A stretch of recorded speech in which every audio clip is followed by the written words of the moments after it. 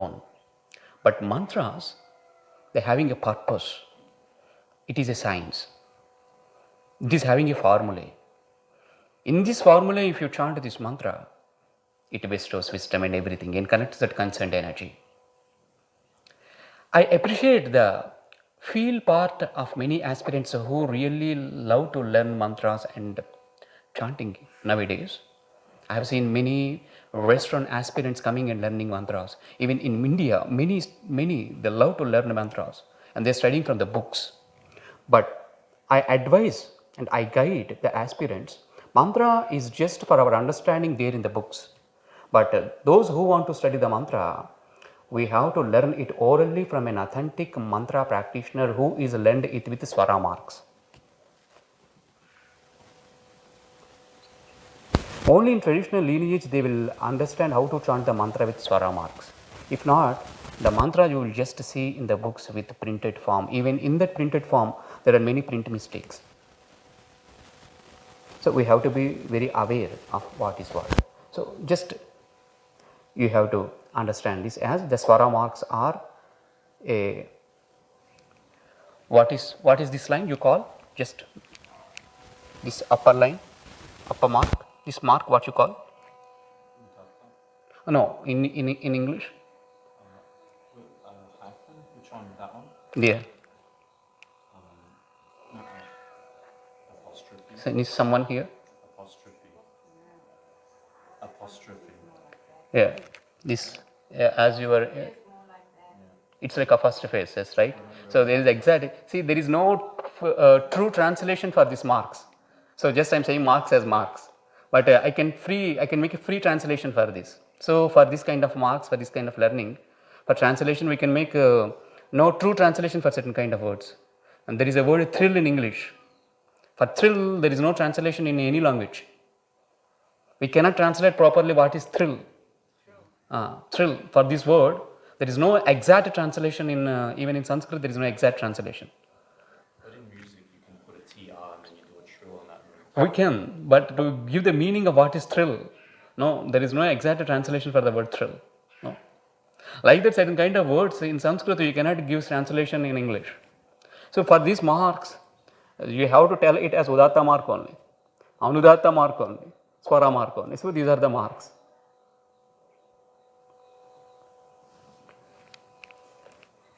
So this Anudatta mark you are gazing now, this we are writing like drawing like L-shaped mark. Okay, this is like an hyphen. Anudatta is like hyphen, and Swara like two small L's we are keeping here. That means we are prolonging it. There are certain mantras where in that you can see that Udatta and Swara also. For example, Gayatri mantra. Om Bhurбhuvassuvaha Tatsa Viturvarenyam Varenyam. For that is having Swara mark. That means we are prolonging it. Bhargo Devasya Dhimahi Dhiyo Yo Nah Dhiyo Yo Nah Prachodayat. There you can see two. The same Tatsa Tsa. When it is coming, it is coming Udatta. Tatsa Viturvarenyam. Like that. There are many mantras with Udatta and Anudatta marks. There is a mantra Om Namah Shivaya. You all commonly know. In that Om Namah Shivaya, there is a Udatta mark and there is a Anudatta mark. If you chant according to that, so you can connect it to Shiva. Om Namah Shivaya, Namah Shivaya, Om Namah Shivaya, Namah Shivaya, Namah Shivaya, Om Namah Shivaya. If you chant in that, composer, even though he composed it as a song, the very great composer he is. Even though he composed, he knows the awareness of the swara marks. So by understanding that swara, he composed that song. In that, so ma is up, it is called Udatta. C is down, is called Anudatta. Ya is up again. Shivaya, Shivaya, Shivaya. It is not a very complicated thing. If you just observe how the teacher is uttering the voice, sound projection, if you follow him, if you chant according to that, naturally you just able to do this mantra. So now, with awareness of the swara marks, we are chanting the mantra. What is? Purnamadah Purnamidam Purnat Purnamudachyate Purnasya Purnamadaya Purnameva Vasishyate. So this is having Anudatta mark. Udatta and Anudatta are coming from one school. Anudatta means the underline, like, and Udatta means this L-shaped line. This is with Anudatta. I will write it again.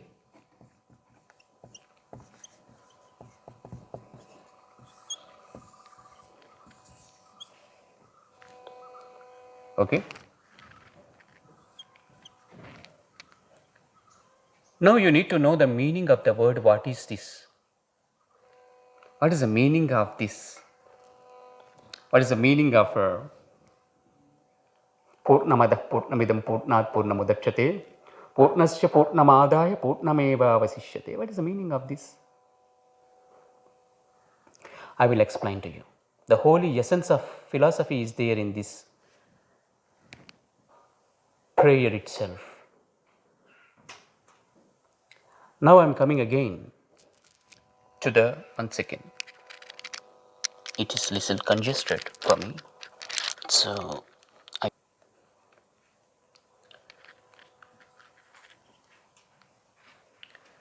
in the previous class,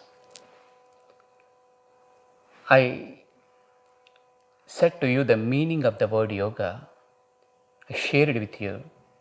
Yoga means samadhi. Samadhi. Samadhi means self-realization. Samadhi means liberation. Samadhi means bliss. Samadhi means balance. This samadhi we can achieve by two ways. What is that? One is by union. Another is by separation also. Generally, we all believe that yoga is union. It is true. And you have seen the definition yoga as union. Union of individual soul with universal soul is yoga. And unification of mind with body is yoga. What's happening if the mind is united with the body? Emotional balance is happening. From this emotional balance, you are connecting to bliss. Quite contrast to this union, yoga is also separation. It looks quite opposite to the word union, but yoga is also separation. Learn how yoga is separation. What to separate? Separation of unreality from the reality is yoga. Separation. Separate. This Purnamadah Purnamidam Purnat Purnamudachyate mantra is speaking about separation. So, what to separate? To know, you need to connect to this prayer. If you understand this prayer, you will understand what is separation. What to separate? We have to separate unreality. What is unreal and what is real? How do we know? This prayer is speaking about what is real and what is unreal. Now, let's go through this prayer. And let's connect to that what is real and what is unreal.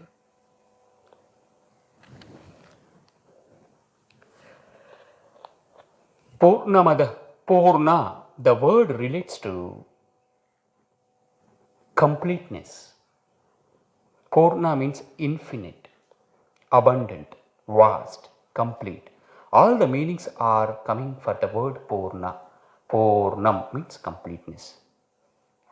The word Purna repeated many times here. Purnamada, Purnamidam, Purnat, Purnamudachyate. Purnamadaha. If we divide this mantra, Purnam Adaha, Purnam Idam, Purnat Purnam, Udachyate. Purnasya Purnam. Adaya Purnam Eva Avasishyate. For learning prayer, there are two ways. One is Padapatha, second one is Santa. Padapatha means word to word way of learning. Second one is Kramapatha, means sentence to sentence. To recite the mantra sentence to sentence, first you need an understanding of word to word. According to the Sanskrit grammar, certain words are mixed with another words and becoming a sentence. So you have to understand how to break a word, how to give a pause, where to give the pause for the words need to be learned. It looks like Purnameva Vasishyate, but that Va is having A inside. Without awareness of A in Va, if you chant the mantra, it is not giving you proper results. So first you have to understand that what is Avasishyate. Avasishyate, that means it which remains. What remains? Purnam is remaining, only completeness remains, only pure consciousness remains always. It is only the energy, the one and only energy which exists all the time is called pure consciousness. Saying this prayer is saying about that. Purnamadaha adaha. Adaha means that. That is infinite. This is infinite. Purnamada, Purnamidam. Idam means this. This is infinite. Purnat Purnamudachyate. From that, Purnat, this manifested. Udachyate, Udachyate manifested. Came out. Purnasya, Purnamadaya. Adaya means separation. Separation. If you separate this from that, what remains is that is the meaning of this prayer. Now the question is, what is this and what is that? What is that and what is this? That is infinite, it's okay. This is infinite, fine. This is coming from that, beautiful. And if you separate this from that, everything is remaining only that. Then what is this and what is that? This question comes. Now listen, my dear friends. This is infinite energy. This is Purnam. That is Purnam. That is Purnam. This is Purnam. Everything is Purnam. This prayer is speaking that that is the spiritual energy. This is the materialistic energy. The spiritual energy is ever permanent, which is existing all the time, all pervading, for which there is no cessation, for which there is no creation. Creation, it is beyond creation and cessation. The energy which is beyond creation and cessation is ever permanent. The name of that is pure consciousness, is infinite. Pure consciousness is infinite. From this pure consciousness, what manifested? Consciousness manifested. That consciousness is becoming subconscious. That consciousness is becoming unconscious. So this is what? Consciousness. That is what? The mother of this consciousness. The father of this consciousness. What is that? Pure consciousness. Consciousness is the baby. So consciousness is that through which you can connect to science. All the sciences connect you to consciousness. But spirituality is beyond consciousness. But we want to study, we want to interpret pure consciousness to consciousness. Not possible. From pure consciousness you can interpret consciousness, but through consciousness, if you want to interpret pure consciousness, you can understand what it is, but to be and become one with that, It is that always your logic, through the logical minds, it is cannot be answered. It have to be experienced, it cannot be explained. You need a proper understanding of, you have to experience pure consciousness. Until experiencing what is pure consciousness, how much explain about that pure consciousness cannot be known. No. But it is a very simple thing that if you go through, who created this world? Who created food? Who created water? Who created air? Who created earth? Who created water? Who created fire? Who created air? Who created ether? All the five elements who created? We don't know. We don't know. The energy behind this creation is very, very powerful, which is very bigger than this. 3 times bigger than the consciousness which is existing. Philosophy is the science of existence. It is the study of nature. Philosophy is the study of arts. Philosophy is the study of all sciences. But beyond that, this philosophy is connecting you deep insight, which is beyond philosophy, called darshanam. Darshanam is that only the seer can do. Darshanam means deep insight, through which he explains with clear vision. Darshanam is a clear vision. It's a clear vision with deep insight. Only by connecting to that spiritual heart, we can experience that pure consciousness. That is infinite. This is infinite.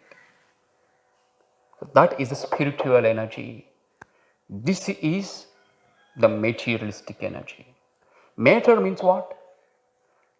Can you imagine this world with electron, proton and neutron? Once I said the same in the class. We cannot imagine the world with electron, proton and neutron. The world is manifested by the combination of these 3. Electron, proton and neutron. This is Purnam, through which this world, huge mountains, with oceans and with beautiful trees, birds, human beings. This world is infinite. You cannot measure this world. This is beautiful. This is infinite. 3 times bigger to this universe, there is space. Over that there is Milky Way and innumerable stars, planets. This earth is also in the universe. It is in the space only, revolving.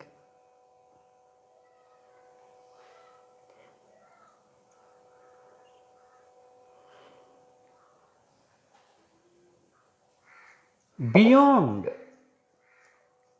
the earth plane,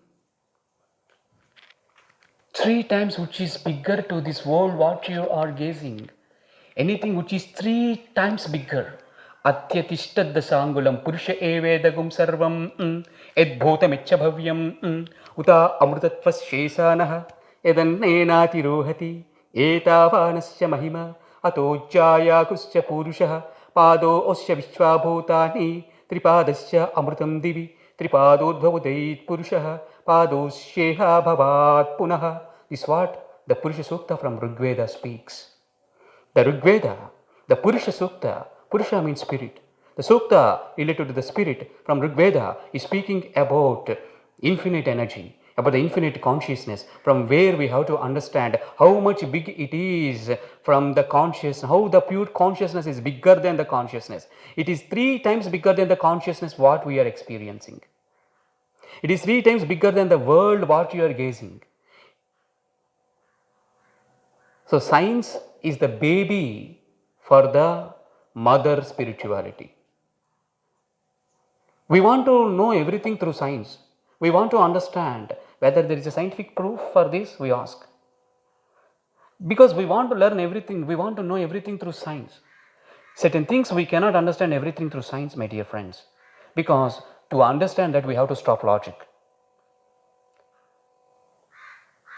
So where to stop logic, that also we have to know. If you stop logic, but to stop logic you need logic. First we need logic. Then we also need to know when to stop logic. After that we can go to higher heights, and then we can connect to that spirituality. And from that spiritual high point of view, with that vision, with that clear vision, you can get everything.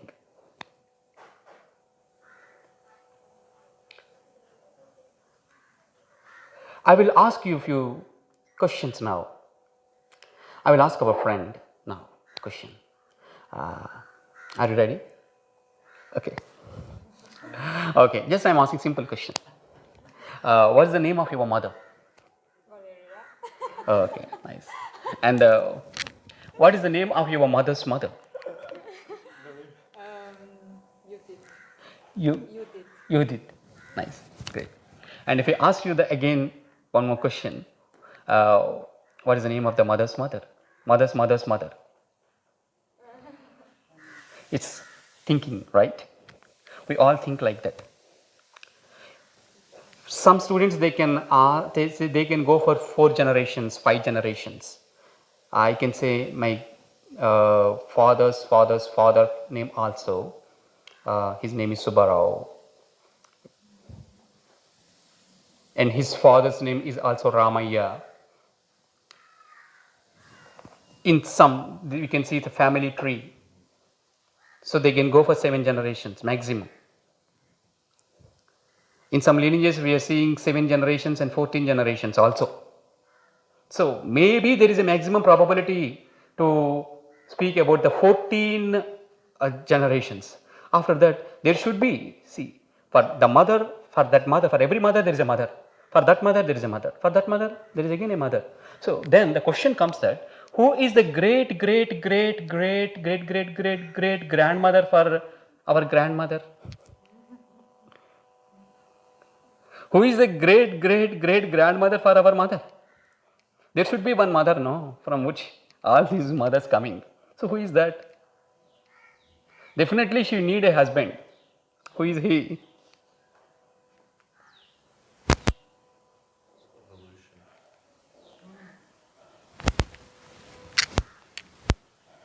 Who is he? We don't know. The same we are calling it as spirit and matter. Spirit is the father, and the spirit and the matter. That means the matter which is balanced, the balanced matter, what I am saying. That the infinite, for this infinite energy, they need the source for that infinite energy. So that is the source, the Moola Prakriti we call as Prakriti.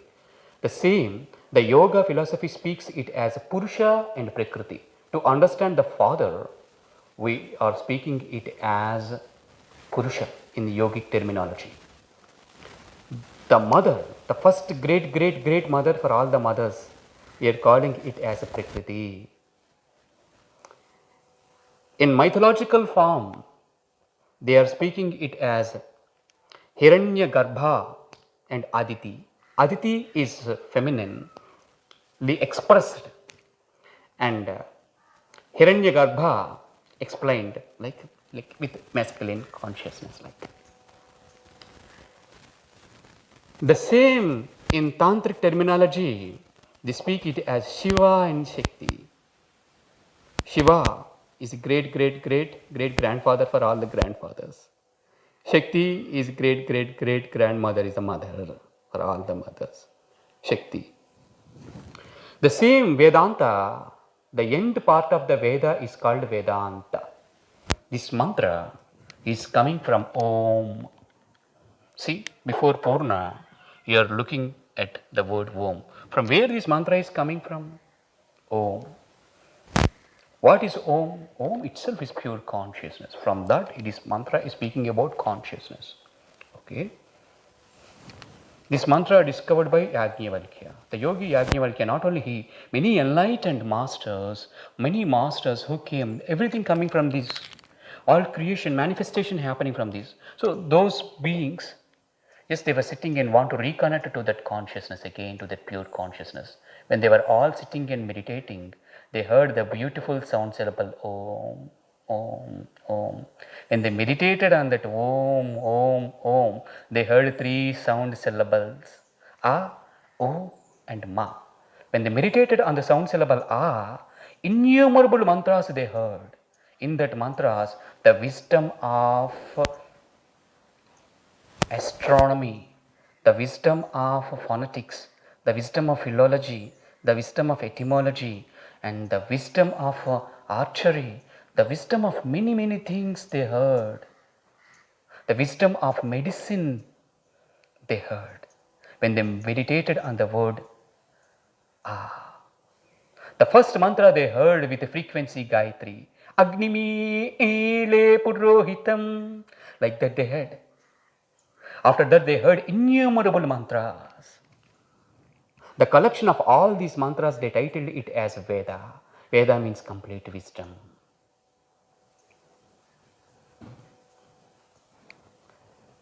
They heard it in the form of riks. Rik means rhythm. Those who connect to that eternal consciousness, Rita. Rita means it is that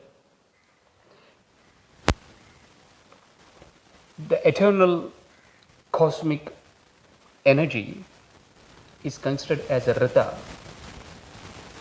Rhythm means connecting to that cosmic source. So cosmic balance. So balancing. The name of that is Rita.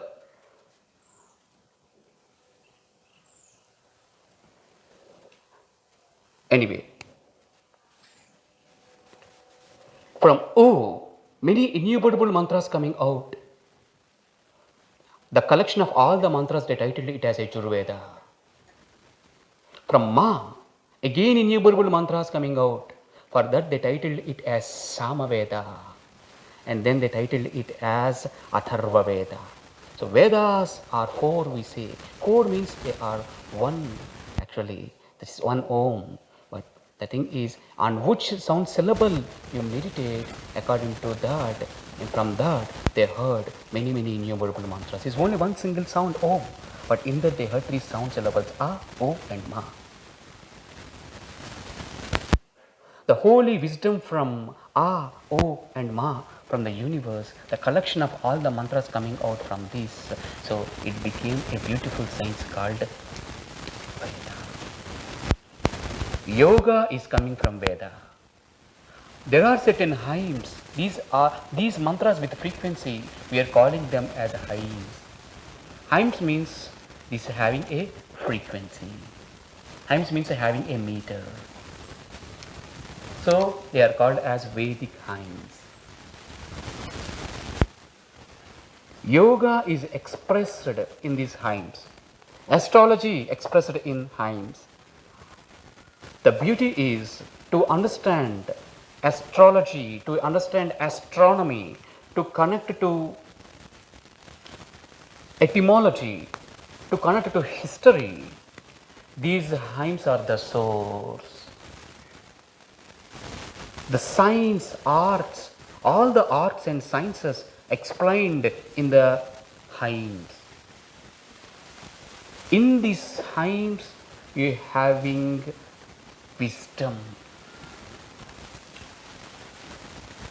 The yogic wisdom is there in these innumerable hymns.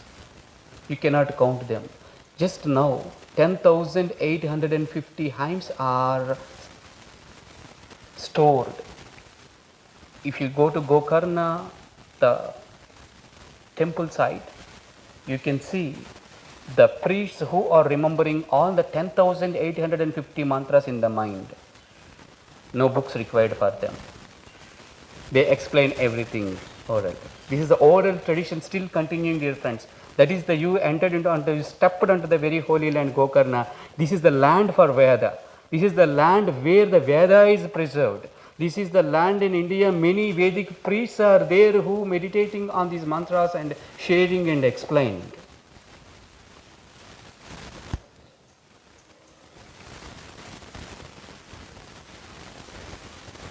There are certain hymns which are talking on logic. There are certain hymns speaking on atoms. There are certain hymns speaking about evolution. There are certain hymns concerned with daily rules and regulations. There are certain hymns specially speaking about astronomy. There are certain hymns which speaking about soul. There are specific hymns which is speaking about balance.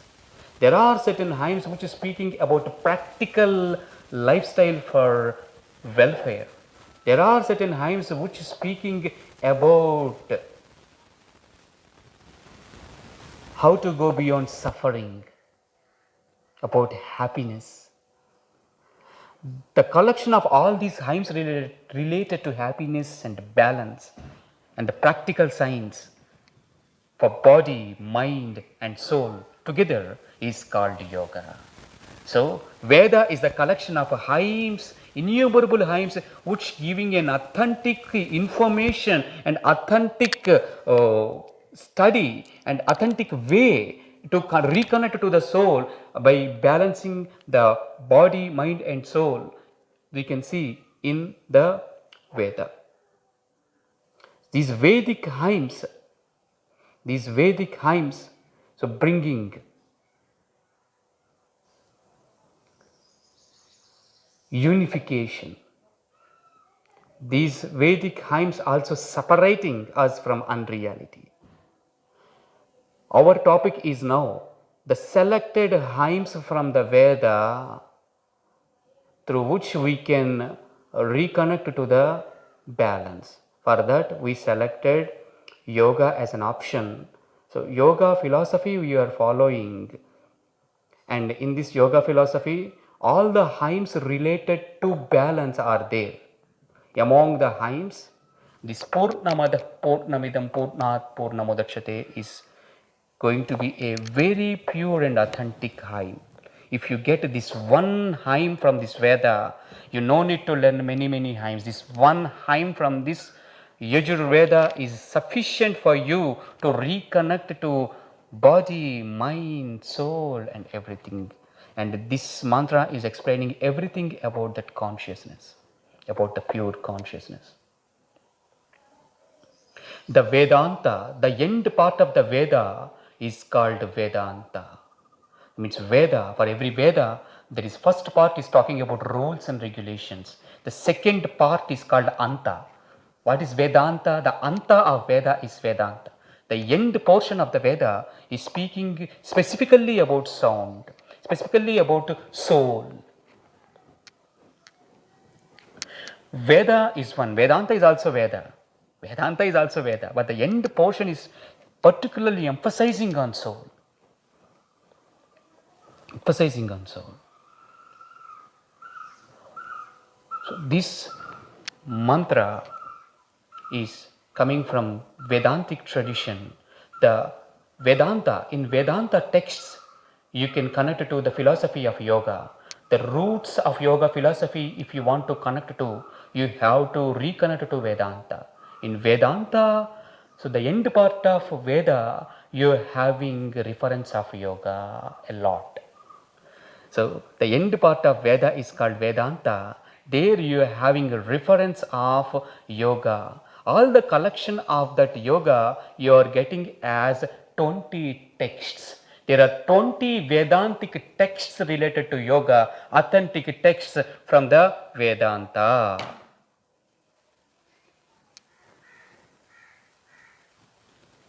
There are 10 principal texts from the end part of the Veda called Vedanta. Okay. So, this Purnamada Purnamidam Purnat Purnamodakshati is a Vedic prayer. It is coming from the Vedantic tradition. Specifically, you can see this mantra from the Yajurveda, from Sukla Yajurveda, from Yajurveda.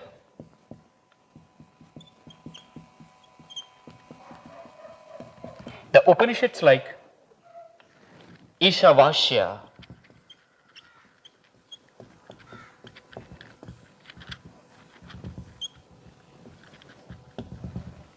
the Ishavasya Upanishad is the reference Upanishad, the name for the Vedanta is also called Upanishad. Vedanta is also having another name, Upanishad. Upa means sitting, so in front. Anishad means sitting. So those disciples who were sitting in front of an enlightened master and learning everything from the enlightened master, that was in the form of dialogues and in the form of questions, in the form of stories. All the collection of that learning process is called as Upanishad learning. That is called Vedanta. So that Vedanta is called Upanishad, sitting in front of the enlightened masters and learning. So then another name for Vedanta is Upanishads. Is it clear? How many of you heard about the word Upanishads? You heard about the word Upanishads? You heard. Okay. You heard.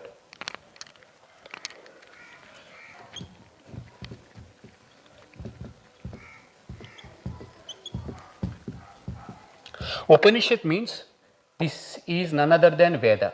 Upanishad and Veda are one and same. The second part of Veda is called Upanishads. Is in the form of stories. There are 108 Upanishads. Among them, 10 are very standard.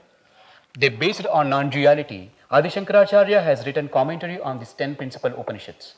Katha Upanishad is the very standard Upanishad which is giving a beautiful definition for you related to yoga. To connect to yoga, you need to connect to Upanishads. That is the first and primary source. What is the first text to yoga? Where to find the very first primary text to yoga? To reconnect to yoga texts, to connect to the roots of the yoga, you need to connect to Veda, because yoga is coming from the Veda. From where this Veda is coming? Coming from the Om. So to connect to yoga, you need to connect to Veda. To connect to Veda, you need to connect to Om. If you connect to Om, all Vedas are coming from the Om. Veda means none other than the wisdom in the form of hints, revealed by enlightened masters. Okay. And the second part of this Veda is called Vedanta. So to connect to the history of yoga, I am connecting you to the history of yoga through this mantra. So this is a way of explanation. By selecting one, connecting you to the history part, connecting to the anatomy part, and connecting to the philosophy part, everything. So is that the way of style. So by selecting this mantra, I am connecting you to the history also, and I am connecting to the meaning also, and everything I am explaining through this mantra. So connected to the history of yoga through this mantra. This mantra speaks to you the history of yoga from where it is coming from. So if you connect it to this mantra, you can connect it to the roots of the yoga philosophy. It is from the Upanishads. Yajnavalkya lived many thousand years back, 6,000 years ago. Yajnavalkya was a living human being. According to Darwin's theory, creation happened, human beings happened only 2000 years before, but the Vedic tradition are not believing like that. We human beings manifested many thousand years before. So, yeah. Okay. That infinite energy is abundant, vast, that is a spiritual energy. This infinite energy, this world, what you're seeing is infinite. So, Purnamada, Purnamidam. Idam means this. Adaha means that. If you separate this one, that means this world is unreal. This world is unreal, my dear friends. This consciousness is not real. If you just separate your consciousness, only pure consciousness remains. For example, there is a water. Imagine water as a pure consciousness. There are many water bubbles coming from the water. Many water bubbles. If a water bubble coming from the water thinking that I am a separate water bubble, and also fighting with a very big water bubble, and fighting also saying to that small water bubble that I am very bigger than you, and laughing at that. For example, imagine, and the small water bubble is just feeling unhappy by feeling that why I am small, why it is big. So, and it is that finally all the water bubbles are merging into the water. Water, the same water. All the water bubbles are coming from the water only. The water is the source for all the water bubbles. Water is water. Water is like, imagine, so pure consciousness immediately cannot experience. So through water as an example, the source for water is pure consciousness. So I am giving water as an example. Water is like pure consciousness. Water bubbles are like consciousness. Finally, all the water bubbles are merging in the water. Water and water bubbles are one and same. There's no difference between these. So if you separate these, the problem is ego. That the water bubble is getting ego, so that it is having a consciousness thinking that I am a water bubble. That false perception is the problem. So we are thinking that I am a human. We are thinking that I am something. We are thinking that I am this, I am a scientist, I am an artist, and I am a teacher, and I am an actor. I am, yes, I am a player, I am a sportsman, I am a scientist, I am a doctor. We thinking ourselves like this and we struggle in our life. Who said to our minds that we are this? Already we mentally preparing our mind like this, that we are this, according to the occupations and according to the likes and dislikes, according to the mind patterns. We are just thinking that we are something else. If you stop all this ideology and if you silent, then the things will be known. If the tides on the lake are just subsided, then the bottom of the lake will be known to see, if not known. So what to separate is the tides on the lake. What to separate is the false notion that I am something. What to separate is the unreality that this world is real. This world is unreal, my dear friends. How can you say this world is unreal? Because everything is looks real. How can you say it is unreal? All the emotions looks real. And how can you say it is unreal? Why? If you close your eyes in the dream, also the same world you are seeing in the limited space, dear friends.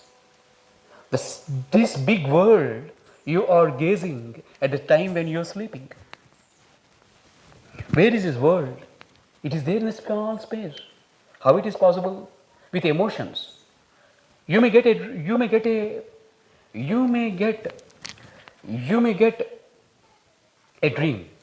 In the dream you are thinking that you are, so example, you are getting a dream. In the dream you are thinking that, okay, I am, in the dream you got a dream, in the dream you became a very good yoga teacher. You came to Sri Hari Yoga Center in the dream also.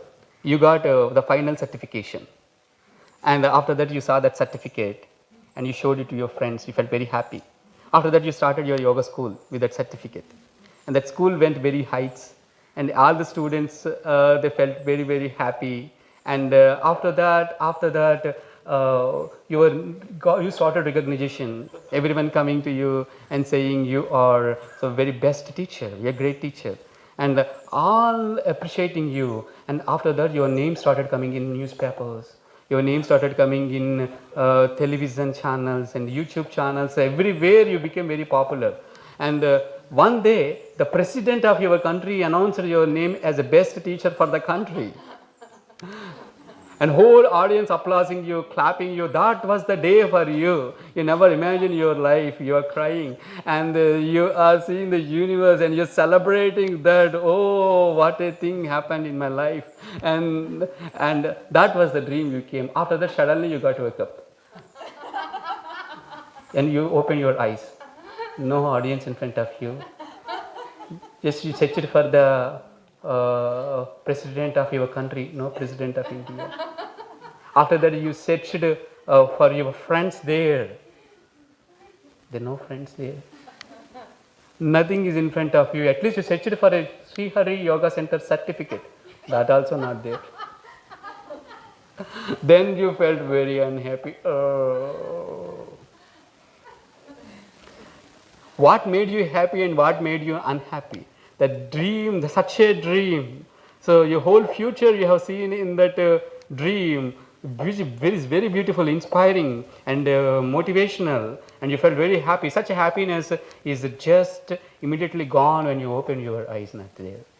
But in the dream, if you say that the dream is false, but in the dream you felt everything as real.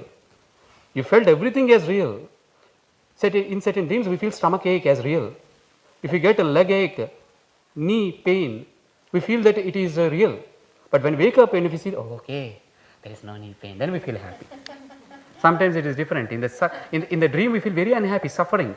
After that when we wake up, we check, oh, there is no wound, okay, great. What is that? If there is no pain, why are we getting pain? Because the pain is there real in the body or in the mind? This question comes. So all the pains are there in the mind, friends.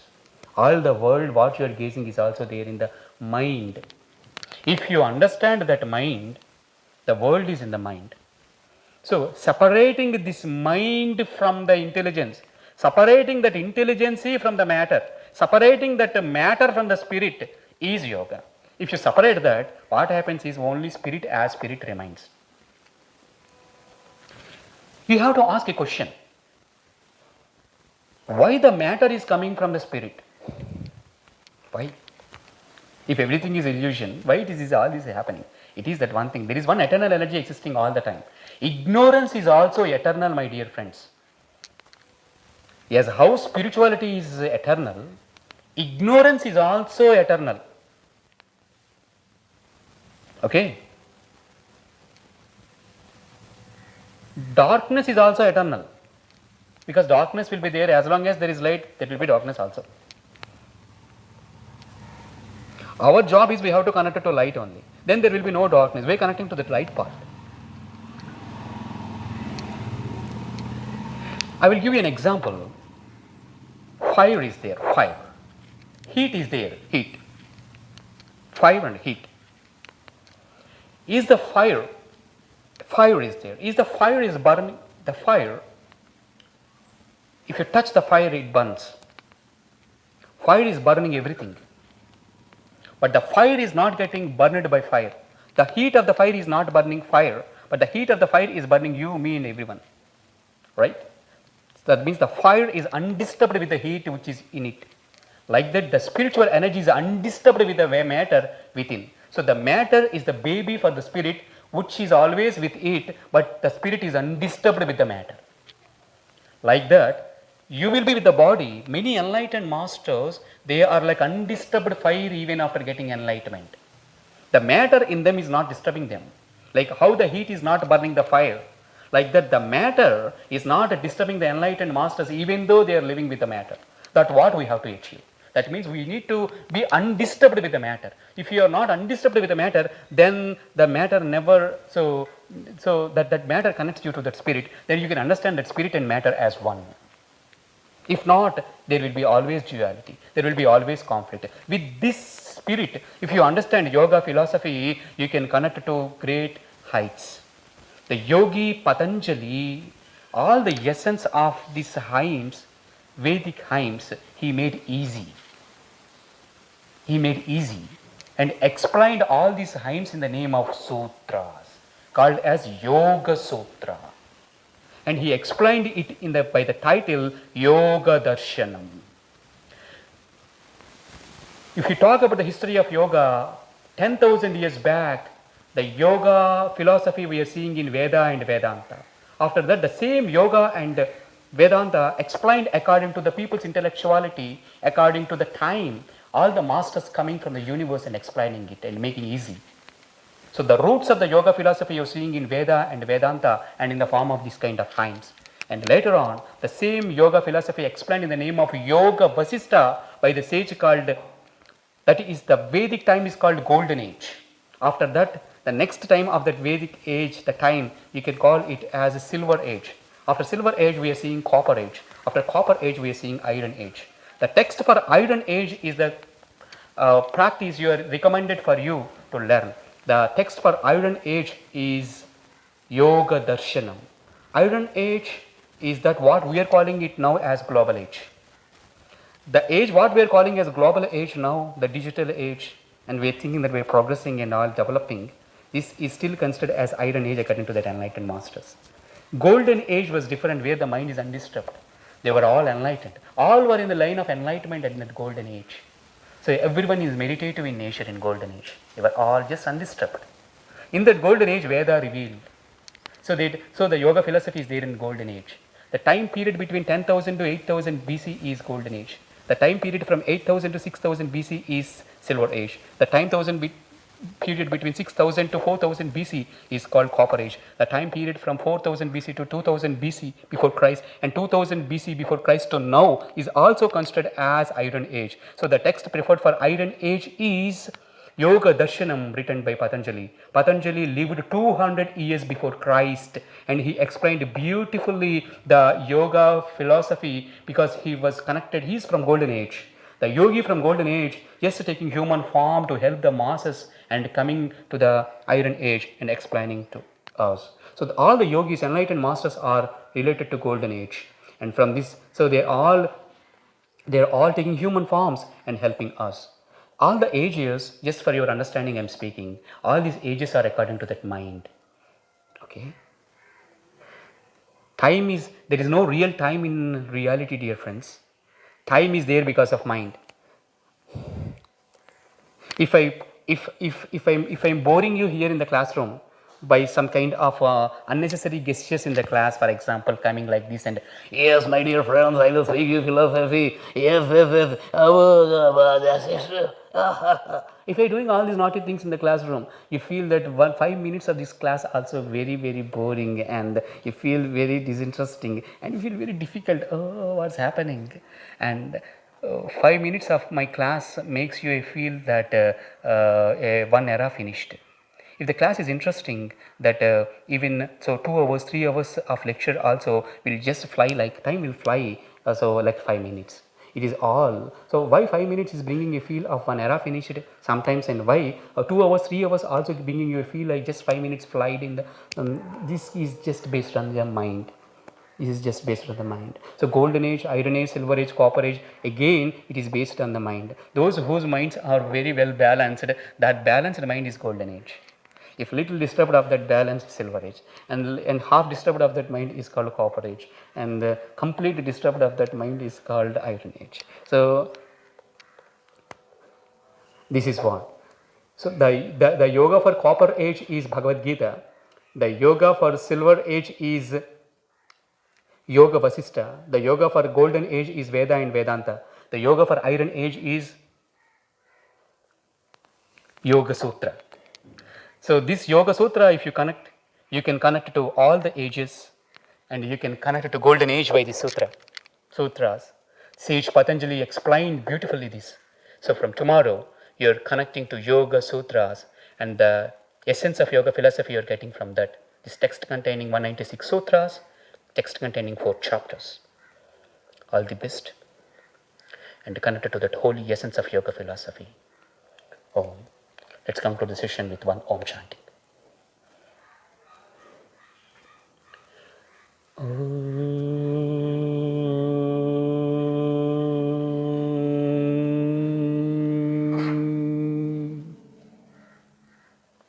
Shanti, Shanti, Shanti.